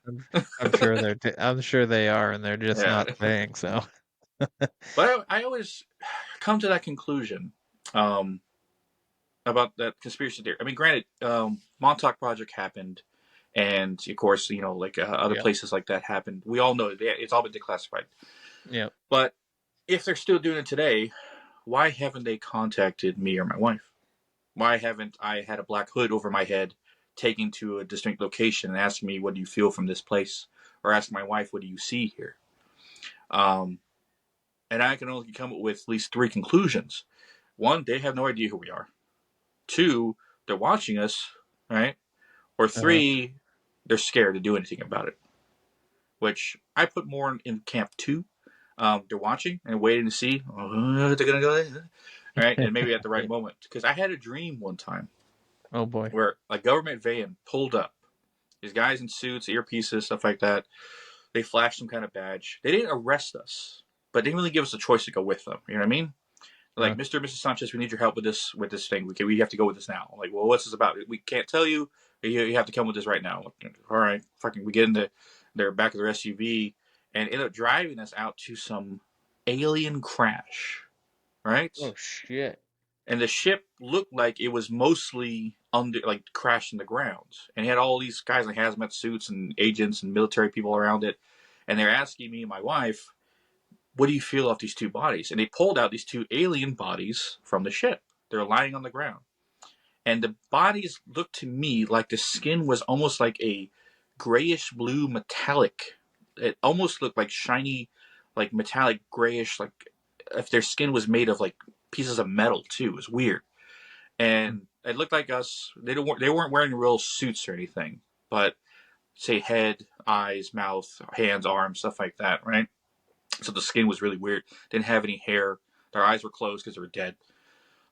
So I remember kneeling down, getting closer to the body because I wanted to see closer to it. And Megan was standing behind me. And he asked, what do you feel from it? I remember reached out my right hand, and I could feel dark energy coming from these dead bodies. Immense dark energy. I was like, what the heck is this? And I reach around and I pull. And when I pull the energy, I felt it shoot all the way into my head, where I got like a vision in my head in the dream of like space travel. But I was seeing like I remember talking to my wife about this one time. I was trying so hard to describe it. It's almost like a salvia trip. It almost looked like I was staring at our reality, and then I was turning my head, and then like the wall that was separating realities blended and moved, and I was moving into the one that would look like ours, but it didn't look like ours. Like things were different. It almost looked like everything had energy and light coming off of it, like strings all connecting different directions. And I moved to the other side, and I could see it. Like it looked like the same place, but it was like more negative. Like all these shadow mist coming off the same room and stuff like that. It's almost like if you just move the screen, you see the light side of stuff, and then you see the dark side of stuff. It was like just whatever, the same room, but different stuff like that. And I pulled that energy, and I remember when I kept pulling it, that image just started left my head, and it all ended up in my hand. And I said, into the ring, where I push everything. And I told the agent, I asked him, what the hell are these things, right? And he goes, well, it's classified. And my wife just goes, I don't know what they are, where they're from, but their energy is not. She said something like, not mattered. Like she said, like they're not from Earth, but they're not from anywhere, right? Yeah. And then I remember I was standing up in my dream. I was about to turn and like walk towards the agent or something to tell him what I saw, and I remember just like my alarm went off and I woke up. That's interesting. Yeah. Supposedly, well, actually, not supposedly, they do have like these sound and vibrational weapons that they can use, that they have used in like stakeouts and stuff like that. Like obviously, like when they're looking, it hasn't been. I know that it's known that they have these vibration frequency weapons and sound weapons. Um, and I was saying that they go on stakeouts, but that hasn't been proven. But people have a lot of stories of these of kind of like similar situations where they've been induced to a dream, or they've been like literally uh, thoughts that have never been theirs, that they've never even thought of, have been put in their head, like suicide or something like that. Like this one guy was, just sitting out on his back porch, but you know, he was doing things that he shouldn't have been doing. And he was digging in, he was getting, trying to uncover truth and stuff like that. So he was getting on the wrong side of the wrong people, and he was just out on his porch smoking a cigarette and drinking a beer or something like that, and he felt his body vibrating, and then he had these thoughts of just like suicide, and then he had this like wicked vivid dream right after, which was really weird. And he's like, the only thing that I can liken to it is, these energy weapons that, our government or the three-letter agencies have, like CIA, because I don't think that's technically an American governmental entity. I believe it's not, because I think that the CIA is not even technically legally allowed to operate on U.S. soil anymore. At least that's something that I read, and it could be untrue, because there's a lot of untrue things out there. Um, but yeah, it's really interesting, and that dream is wild. Maybe they're just like getting you ready so that like if you ever like say they induced that dream, they're like, well, we don't want to freak him out, so if we give him enough of these dreams, it'll almost be like, oh, I've seen this before, you know what I mean, kind of thing. Uh, on that, it would be old news at this point in time. And I say that Uh, because everything I've taken, and I think before I get to that point, I should explain what it looks like inside the ring, what the entities look like inside the ring, what the demons look like inside the ring, and to gain perspective of how much fear they have of me. I want you to imagine you're a demon. You're tormenting this young teenage girl because you're feeding off her fear and her depression and her sadness. The more you bother her, the more you incline to you scare her, the more you make her push her parents away, the more energy she gives you, like a drug. And every time you take hits, you want more and more and more. And you're bothering this person, you're bothering. All of a sudden, you see her parents talking to some guy on the phone, and they're video chatting with him. Like that's talking about how they reached out through Messenger. They're saying that there's something's going on with their daughter. They feel evil presence in the house. Can you help us? You hear the guy on the phone said, "Yeah, I just need you to walk me around the house a little bit." And you're watching all this, going, "Who the hell is this? Who the fuck they're talking to? Someone who can help? Hi, there's no priest here. They're talking to somebody on the phone. What the hell are they gonna do?" And they're carrying the phone around, and all of a sudden you see him pointing direction. You hear the guy on the phone say, "Stop, turn left, turn right," and you see one of your minions, one of your second in command, like a slave to you. He works for you. He's standing in the corner going, "Why are they pointing the phone at me?" All of a sudden you see these tendrils of light red energy shoot out from the phone, wrap around your slave, and then pull him into the phone. He disappears. You're like, "What? What was that?" And then all of a sudden you see them walking around the room, and you start backing up. You start getting scared. You start getting out of the house, and then you see your other minion on the other side of the house, up in the ceiling, trying to get away. He gets pulled in through the phone, and then they're watching the house. All of a sudden, you see the camera getting pointed towards you. They're walking with their phone towards you, and like, what's going on? What's going on? You try running, and you run outside to get away from the house, and you run into a wall, an invisible wall that is stronger than you can penetrate, and you're freaking out. What is going on? What is going on? And all of a sudden, you feel the tendrils, these strings, wrap around your throat and your body, and then compressing you and smashing you down to the size of a baseball as you slide into the phone. And then you left that house. You slide into the phone, all of a sudden, you pop into someone else's house, and you hear this guy say, "Into the ring." and all of a sudden you feel your body move and it go into this ring that you recognize as something the older demons called King Solomon's ring. And all of a sudden you're in an entirely different place. You're in a world that's all this ground is like ash covered in mud, and the sky is overcast. All the trees are black and ash, like they were set on fire, and there's no more foliage, it's just black trees. And you see all these other entities like yourself, all these other demons, all these other creatures. Some of them missing limbs, some of them missing horns, some of them missing eyes, crawling their way around, yelling in pain. And then you start seeing high-ranking demons. Demons you called master or sire, chained to trees, missing pieces of themselves. And you're like, holy shit, where the hell am I, right? And you look down at your feet, and you see in front of you, inscribed in the ground, abandon all hope, ye who have entered here. And now you're terrified, because like, is this hell? But no, this can't be hell. I just came from hell. This doesn't make any sense.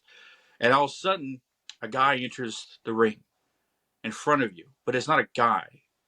What you see in front of you is a being, my higher self, essentially. And it looks to you like a Native American entity, but twice your size, and just immense power. And you're terrified because he reaches out with his hand, but you see these energy strings grab you. And they grab you, and he starts strangling you, and you can't fight back.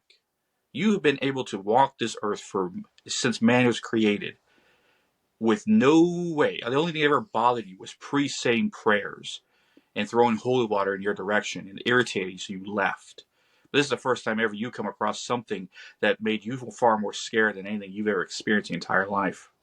And he asks you, why were you there? Why were you bothering the girl? You're not going to give this information up. But then he starts electrifying you.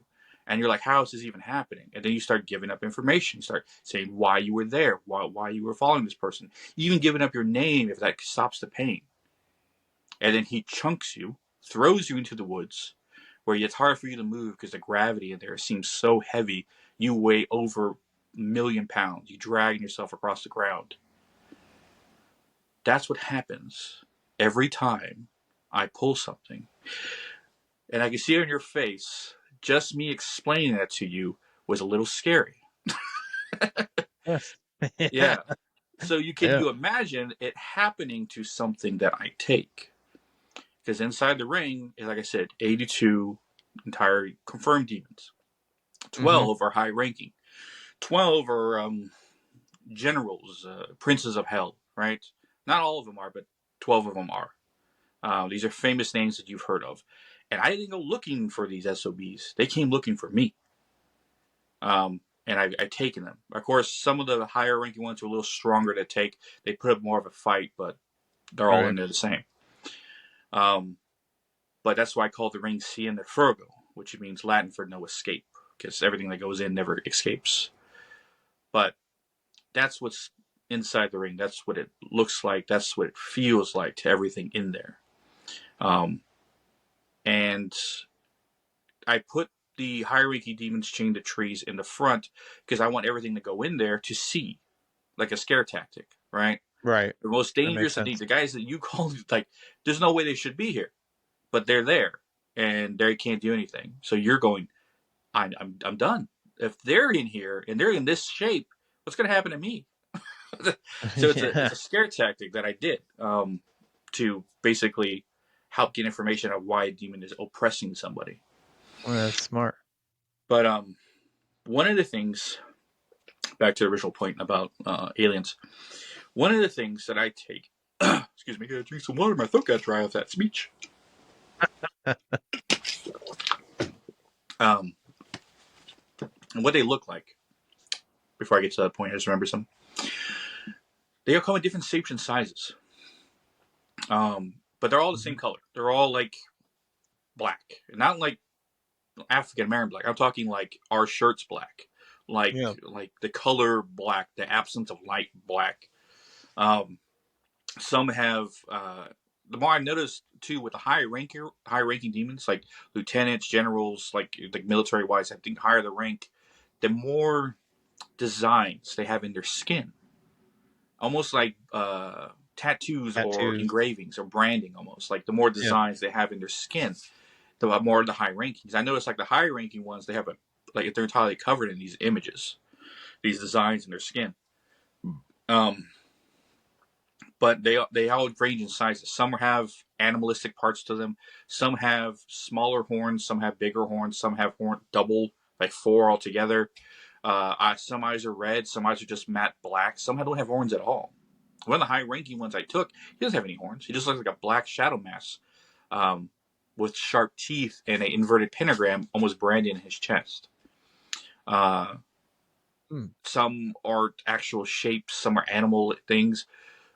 It's just like they all range in sizes and shapes. Some are short and fat. Some are almost like bugs.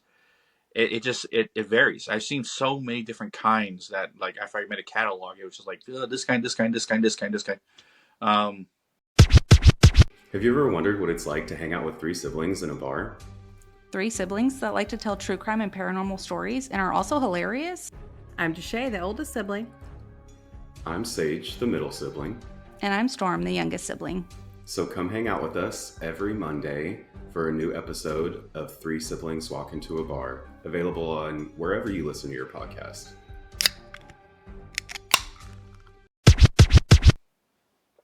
But back to what I was talking about, my original point.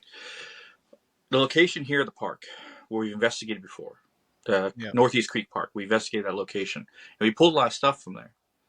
But one of the most interesting things that happened is one investigation we did that we came across 2 witches' brooms hanging in the trees.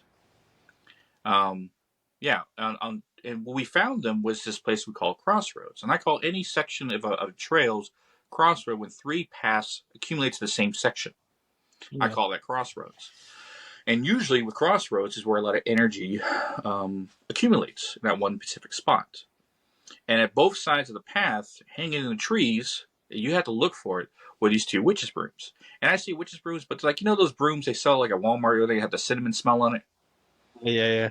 Yeah, it was like one of those, but obviously this has been here in the woods for a long time. But they were hanging on the opposite sides of the path. There was 2 of them. The guy who was investigating was with us. He found one, and I found the other. And I basically broke them in half, threw them on the ground because I wanted to find them. That someone actually found out where the spot is and took it away. But I was feeling around the ground in that particular spot in the middle of the crossroads, and I reached down, my tendrils, my energy reached down, and I grabbed something, and I pulled it out. And what it felt like was like a cylinder, but like a cylinder the size of a coffin, right? Like I could hold a body in it. Yeah. And I pulled it out, and the energy was like a cylinder. I remember putting it into the ring, and that's when the guy I used to investigate with his Mike, he found the broom, which I totally forgot about the name. Like, oh, okay, we found the broom. So when I went back into the ring later that night, I saw the cylinder kind of sitting in the ring. Like, oh, what's inside? So I cut it open. I opened it up. Now, like I said, I have seen demons in different shapes, different sizes, but they all originate the kind of same thing. Evil entities, from bugs, from animals, or human-looking things. This thing that I pulled out of the cylinder, that could have been like almost looked like a casing you would put a body in for like we call it when you freeze them to go to sleep. Cryogenic. Yeah. When I open up, what I pull out of there is an alien. A tall, gray, black eyes. His skin was gray. He was tall. He was taller than me by like about 7 or 8 feet. Right? It was huge. But the shape of alien head, the body, right? Like a typical how aliens look, but they're very tall, gray, right? Uh-huh. And I was like, oh crap. And he started coming at me. I grabbed him. I think I broke his legs. I slammed him on the ground. I was like, I had to chain him somewhere. So I kind of I pulled like a slab ground out of the earth in the ring and kind of chained him to there. And I was going, okay, you're staying put. Right? And he was like, like he was yelling, but his mouth wasn't moving. Right? I could hear him yelling, but his mouth wasn't moving. So I guess I was hearing it telepathically. And I go, you're not from this earth, right? And he goes, nothing in here is from this earth. And I go, what? And I'm looking at it like, trying to talk to him. And he wasn't sharing any information. So I had the thought, because how I enter people's mind force by putting one tendril and I kind of connect to them and I go into their mind force. Let me do it to him. let me see what I can see, because I never met an alien before, let alone pulled one from a location. So this is weird. But I went into his mind force to see what I could see, and all I saw was space, right? Like outer space, like galaxies and stuff like that. How galaxies, like how he took pictures of like amoebas and the galaxy stuff looked like. That's what it looked like inside his mind force. There was no rhyme or reason other than that. I was like, holy crap. But that's all he ever said to me. I said, you're not from this earth. You're not from this earth. And he said, nothing in here is from this earth. He's talking about all the entities inside the ring. Yeah. He's still there. Yeah, he's still in the same spot. He doesn't talk. He doesn't do anything. My So, God. I try to figure this out. Is it an actual alien entity, or is it the soul of one that was imprisoned by Native American medicine men at the time that he was imprisoned? Because there were tales of medicine men in Native American time, which this area of the park was like they lived there at the time. Yeah. There's tales of them grabbing dark energy and imprisoning it and burying it in the earth, which was why I found him. He was buried in the middle of the crossroads. Yeah. But he emitted immense amount of dark energy. So I'm like, is this an actual fucking entity from another dimension, or is this the soul of one? Like, did he die a long time ago and they captured his energy and put it in here and basically forgot about it? I don't know. But that's when I came to that, then I started hearing more stuff about what was it called? Collins Elite. Did you ever hear about Collins Elite? A little bit. I don't know, like, enough though to say anything about it. Yeah. What I learned about the Collins Elite were a form of government, or had government officials in there, along with scientists and priests, who came together to create this thing called Collins Elite. And what they're trying to prove is that all demons, right, demonic creatures, were alien greys, or alien greys were demons, vice versa, however you want to look at it. And the whole reason is because of Crowley. When Crowley opened up a gate and this alien entity came through, that he described as what he thought was a demon, but actually was a gray, right, or something like that. How the story is told is always varies, but essentially he saw it being that was not a human entity. And they were trying to say, well, what did he do? And then King Solomon with somatic magic and stuff like that. So they try to use the occult, somatic magic, and other things to contact alien species and races and stuff like that. But from a Christian perspective, of course, the Catholic Church and preachers and stuff like that, but also using science.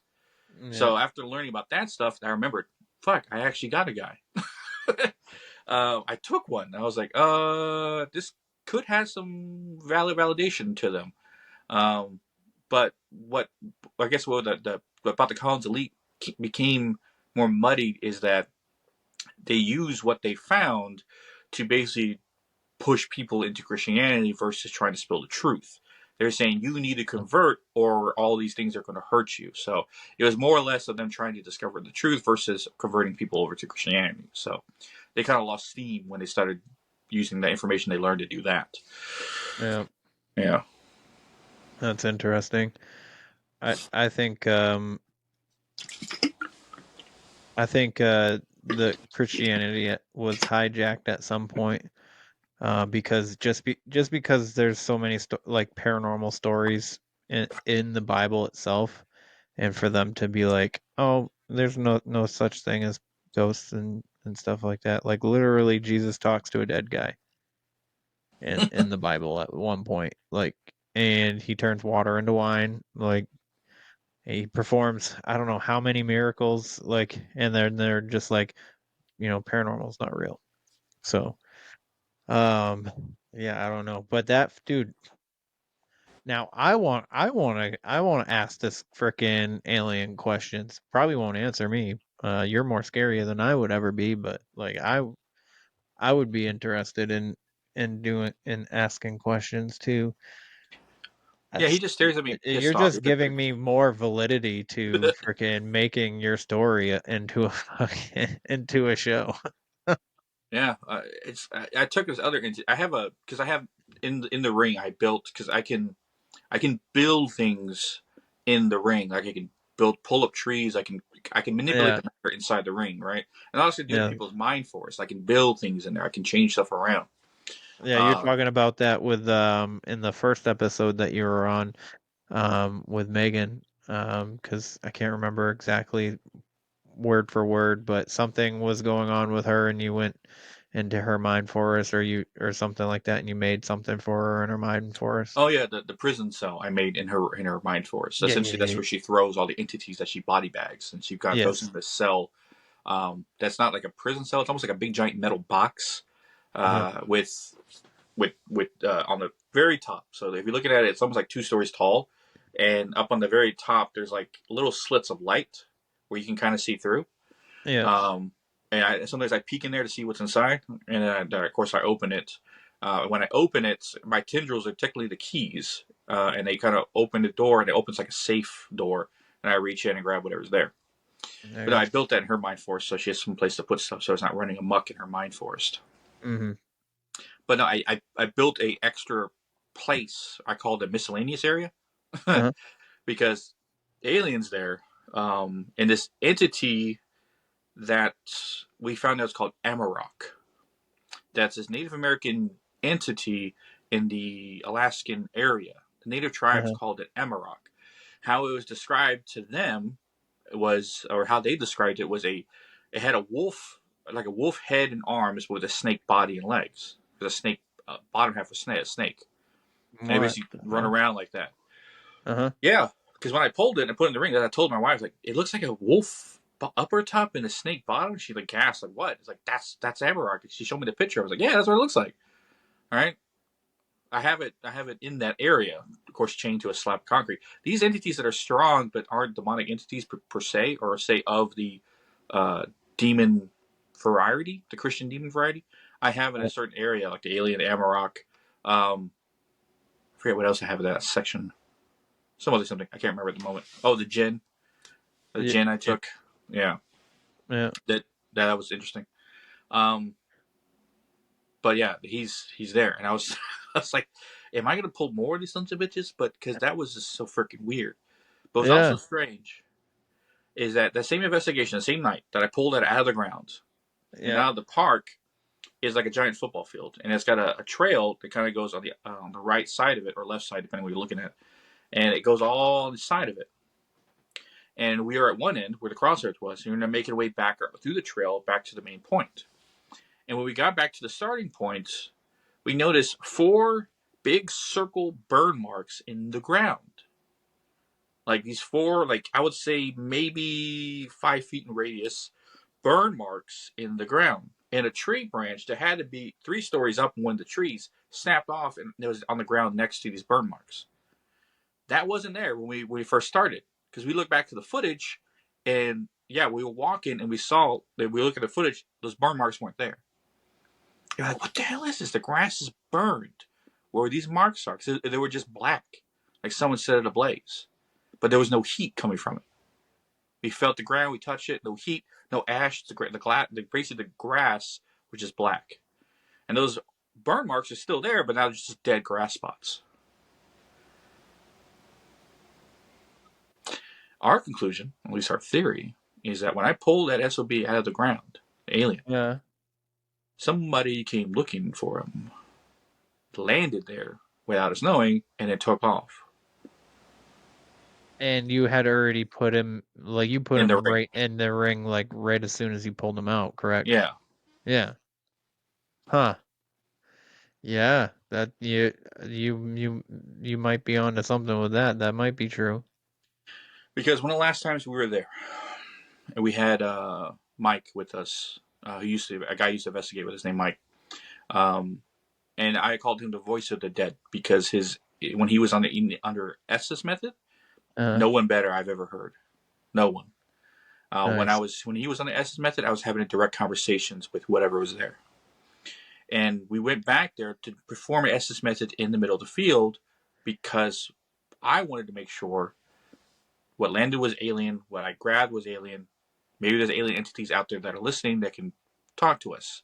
Because we've heard over the spirit box before a weird electronic language come through that we recognize as not human. We thought it might have been interference with the spirit box, but it sounded strange. Mm. So we were doing the Estes method, And Mike started. I asked directly out loud, "What I pulled from the ground, was that an alien entity? And are you watching now?" And I hear Mike say, "Yeah, it was, right, or it is." And I go, "Where are you from, right? What planet are you from?" He said, "Not planet, interdimensional." And I go, "What do you mean interdimensional?" They say, we don't travel through planets, we travel through dimensions, right? Mhm. And I said, "Do you know who I am?" And they go, "Yeah." They said my name, my sixth name, Astral, right? Uh-huh. And I say, "Why haven't you made contact?" He says, "We were told to watch." And then I said, "By who?" "The source." And I was like, "The source?" And he said, "Yes, you must." He said something about you must make prayers to the source or something like that. And I don't know if they were telling me to do that or they're just something they were saying, because it sounded odd. It sounded like you must make prayers to the source. Like it wasn't like a command, like they were telling me, "Hey, you must make prayers to the source." It's like almost something like they said. They talk about the source. "Oh, we must make prayers to the source." Kind of like that kind of inflection to the. Well, at least that's how Mike said it, rather than how he heard it. Um, I think I asked is like. I think the last thing I asked is, if we come back here again, are you going to make contact? He goes, "Yeah." And then Mike heard the spirit box go dead. Like no spirits, no sound, just and then I noticed in the tree line on the opposite side of the field, in the trees, this light shoot up that I thought was a flare. It looked like a flare gun. It was so bright. Uh-huh. Or someone with like a flashlight and a drone. They shoot up and it float for maybe 1-2 seconds and then kaboom into the sky. Disappeared. Right? And my wife, she saw it too. She was looking the same direction. Like, "You saw that?" "Yeah, what the heck was that? I don't know." And so that what we figured, what we try to, I know what we theorize is that, oh, that whatever that light was like an antenna, right? It was like they sent that down to communicate through the spirit box. They weren't directly communicating with us. They were using that as like a walkie-talkie, and they were talking through that to us through the spirit box. And they sent that down to do that. They weren't physically or dimensionally here. They were using that. They were keeping their distance or something. But yeah, we saw that light, and my body cam was aimed in the direction, but it was out of view. Yeah, of course. Yeah. Oh man, that's super that's my mind blown. My mind blown, Isaac. That's wild. That's wild stuff. I know. What's also funny and strange about the whole thing is that I remember. I'm assuming you heard of Dr. Greer, right? Yes. Yeah. Yep. I remember one of his interviews. He talked about these alien species that have people who are psychically inclined or psychically powerful on a list, and they are trying to stop them or trying to go after them or whatever the sorts, right? Uh-huh. And I was thinking to myself, wouldn't I and Megan be on top of that damn list? And that's what we Yeah. talked about one time. It's like, she goes, I told her about that stuff. Like, yeah, that doesn't make any sense. If that's actually true, if the Greys or alien species out there know about people who are psychically inclined and they're harvesting their DNA to create more powerful people or whatever the reason, right? Whatever the conspiracy wants to say. I'm like, we should be on top of that list. They should like, oh shit, we need to go after these people. You heard what he can do? You saw what he did to the last guy, right? No. That was the only ever time out of all investigations we've ever been to, we've ever been tried to contact it with something that called itself interdimensional or is not of earthly plane existence. So I told her, it's like, well, I think it's probably in the same camp as the government. She goes, "What do you mean?" I was like, they don't know about us. They know about us and they're watching, or they're afraid and they're not going to do anything. And I want to lean towards the third party, because something that can travel interdimensionally shouldn't be afraid of us. Shouldn't just watch. They should, just come in and go, "Hey, we do whatever we want," unless I can stop them. And if they know we can stop them, they're not going to do anything. So, without more information, that's the only conclusion I can come up with. Yeah. That's a good conclusion, I would say. Especially if you can remove them. If you can dispatch them, no problem. Yeah, I would say I would be afraid. especially if you can hold, say they are in some kind of relation with the one that's already in there, if you're holding him or it or whatever it is, um, there's no reason why you can't hold them either. Yeah, and that led us on a whole other path of understanding dimensions, and then what we theorize is the fourth dimension is the space between ours where the spirits hang out, right? Yeah. Where ghosts, Yep. demons, where they from, and they travel to the ether, which is between ours and theirs, is where shit moves, lights flicker, we get pushed, we get grabbed, Yep. we hear voices, right? But yeah, our journey doing what we do, we have come across so much stuff and so much things that no one has even thought about experiencing in a lifetime. As I always tell everyone that I talk to and meet, is that most paranormal investigators, most psychics, mediums, shamans, all of people are looking at the supernatural world through a keyhole.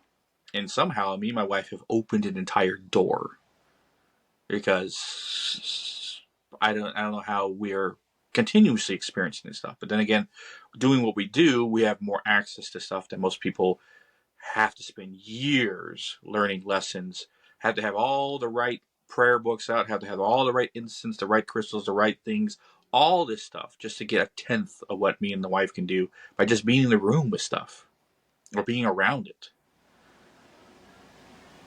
Yeah. That is, dude, I wish I was you. Or no, I wish I was related to you. Share my bloodline. Yeah, it's funny, my Yeah. siblings don't show any sign of anything. That's right. You said that the last time you Yeah. were on. That's true.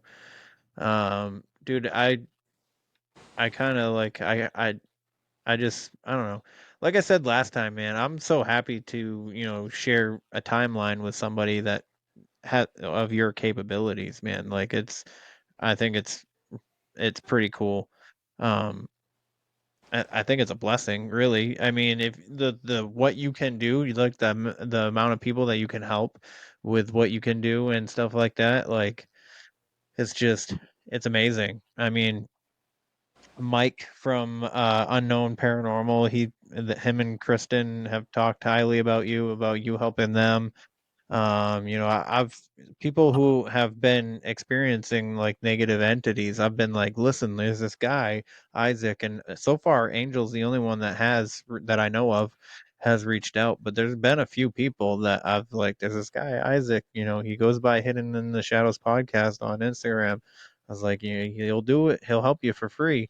You don't have to continue to suffer with this. Like from what I know of, he's helped. What he does helps. Like all you got to do is ask him and tell him what's going on. With But yeah, investigate. this dude, it's it it's pretty interesting when it comes to this last story that you got into with that investigation of with the burn marks and stuff like that, and then the entities that you were talking to with as well. Um, if he's picking up on words like right after you speaking them, after you're asking the questions, that is in itself amazing, because I don't think I've ever picked up. Well, I shouldn't say ever, because I've only done one Estes. I've only done one Estes in my entire life, so I can't really speak much on that. But like when I did it, I wasn't hearing words, or at least when the video played back, the question would be asked, and it'd be like a good long drawn out pause before I ever said anything. So that's pretty cool too. And I would love to see what you accomplish in the future. Do you ever like get worried that you're gonna run out of room inside the ring? I keep getting asked that, and I keep saying no, because the ring doesn't act like a enclosed space. And I Okay. always tell people the ring is not a haunted object. If it was, well, it's a haunted object in the entire world. That holds a Mm-hmm. record already. But it acts like a access point to another dimension, where a world that I have complete control of, or was always there, I just never had access to it. I don't know how you want to look at it. but is endless. Endless. It never fills up. It never feels like overcrowded. Like I said, 82 demons, 5 witches, 3 skinwalkers, a Jinn, Amarok, an alien entity, and I've lost count of how many human dark entities I put in there. And it's still 3 years of doing this, 31 home cases, and all the investigations I've done all that time. And for fun, I go through TikTok Live or Instagram Live, and if someone's investigating or a psychic's doing some kind of reading, I'll reach in, feel around. If they got some dark stuff, I pull it from their location. I pull it from a psychic's place and stuff like that, and I'll put it in the ring. And I've been doing that, like I said, for the last 2 years. And every other day I'm on TikTok. So a lot. I remember one day, I went through 7 psychics pages. They each had something at their home. And I've said there's only 2 reasons a psychic or medium doing some kind of reading for people will have dark entities. They're using said dark energy, or they have no abilities whatsoever, which I call charlatan. Because they're just exploiting people for their money. Saying, oh, I charge $40 for a reading if you do my Venmo, whatever like that. And I pull something from their place like, you charlatan. But so I've been doing that for a while. So the ring, no, it can never fill up because it's endless. It's good dimensional space where it goes on and on and on, but they can't leave. Good. I like that. I think I've asked that question in both the other episodes too, to be honest with you. But you know, it's important. I think it's important to know. I guess. I mean, But I remember I was going but to yeah, say, we don't want to overcrowd. We don't want to overcrowd anywhere, but in a place that can't be overcrowded, then why not? Let's let's put them all in there if we can. That's my goal in life, or at least something I can mission pass down on to my future children. Because most likely, one of my kids will replace me as the next Shadow Walker, doing what I do. It's taking my place. Whatever kid that is gonna have to learn everything I learned, and then hopefully at a younger age I can get them started doing what I do. Like maybe at the age of 6 or 7, pull their first entity or something. If I can start them early, they would be far more skilled than I am at now. But I was going to say, I remember we were talking about reaching out to people and telling me about me. I couldn't find investigators, paranormal investigators, people who've been doing this a long time.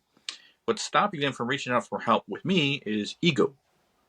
Yeah. They do not want to accept help from anyone because they believe they can take care of it themselves. Right. And that's why I respect Mike from Unknown Paranormal so much, is because he saw past his ego and saw I need to protect my family, and that's why he reached out to me. And from that day forward, we've been working together. Together, me and him have done 17 home cases together. Wow.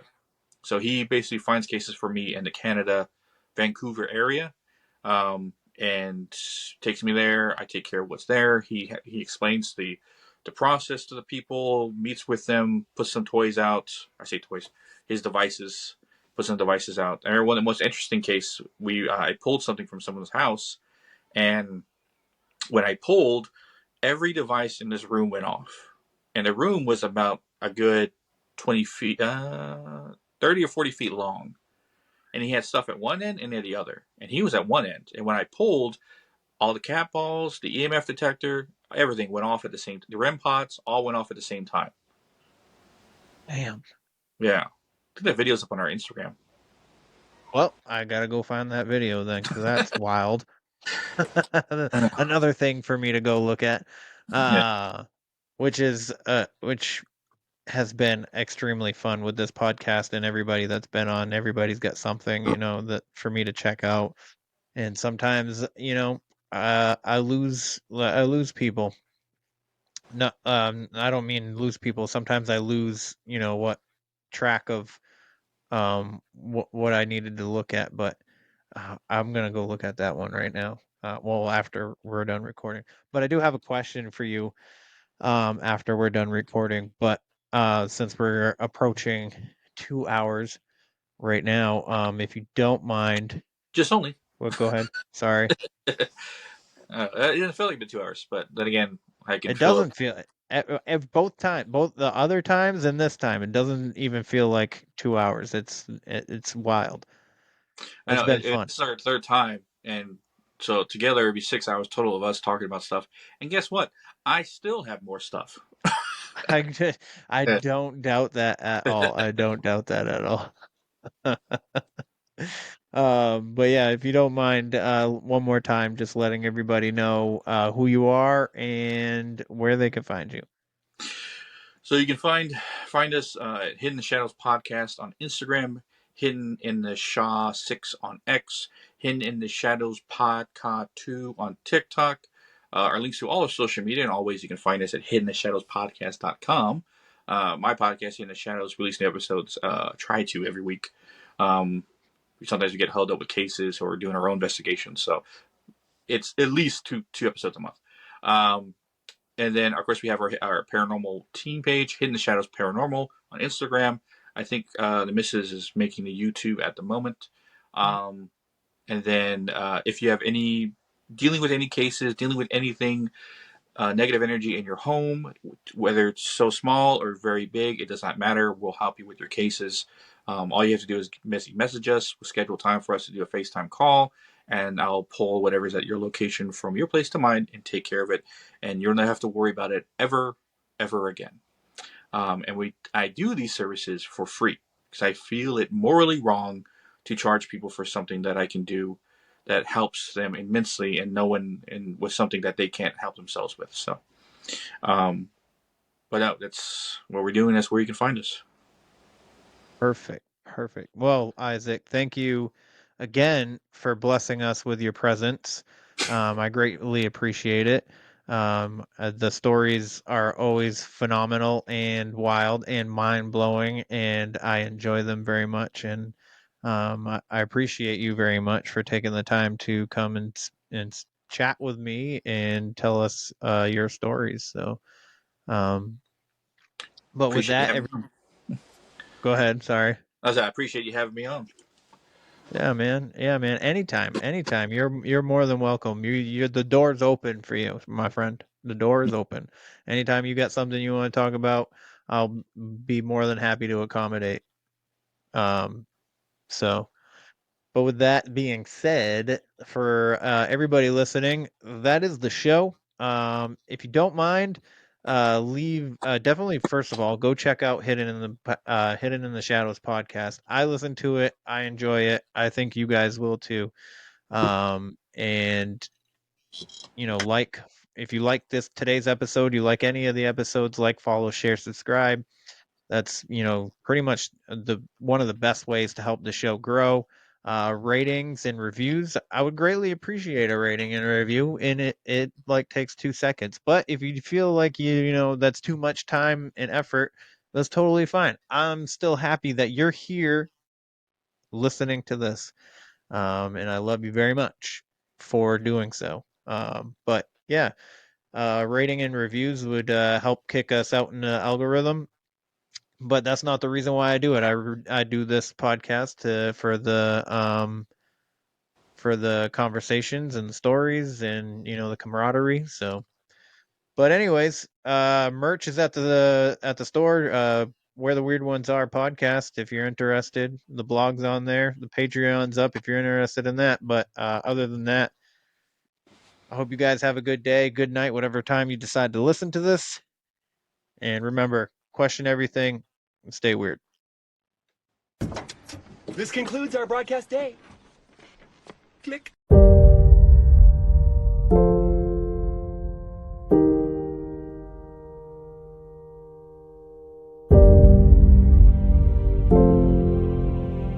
Because in the end, none of us have very long on this earth.